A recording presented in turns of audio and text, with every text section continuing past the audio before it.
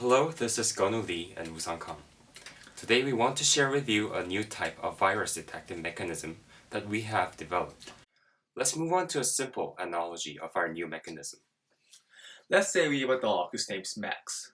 Now, Max likes to play around on his own. Today, we need to get Max back home, but he's playing in the dark. Since we can't directly see Max, who can be anywhere in the dark, we use this glowing dog bone. Max loves this dog bone so much they would stuff a handful of them into his mouth all at once.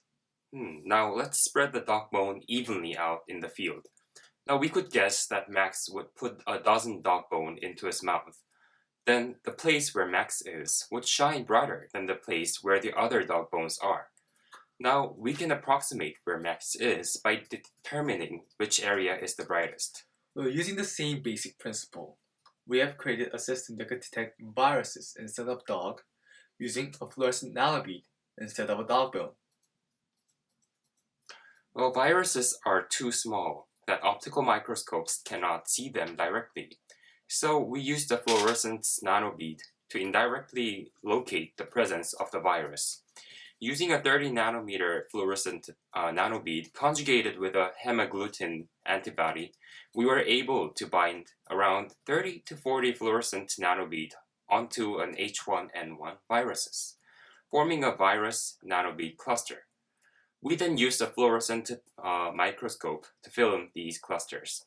Well, in theory, a single nanobead would emit a small amount of light, while the virus nanobead cluster would emit a larger amount of light. The picture we took showed that we couldn't take a photo of a single 30 nanometer fluorescent nanoparticle using a conventional fluorescent microscope. However, we were able to take photos of the virus nanobead clusters as you can see in the white circles. Also, we detected some abnormally large clusters that were formed by nanobeads aggregating together without the virus. Now finally, we developed our own dot counting system to streamline the process of counting the virus nanobead clusters and ruling out abnormally large clusters which have a high chance of being an aggregation with only nanobeads. Using the same mechanism, we were able to detect the presence of H1N1 virus in the sample.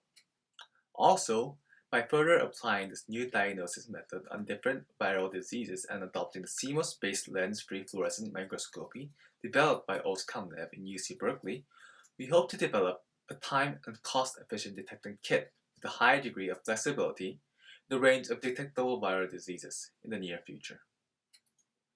Thank you.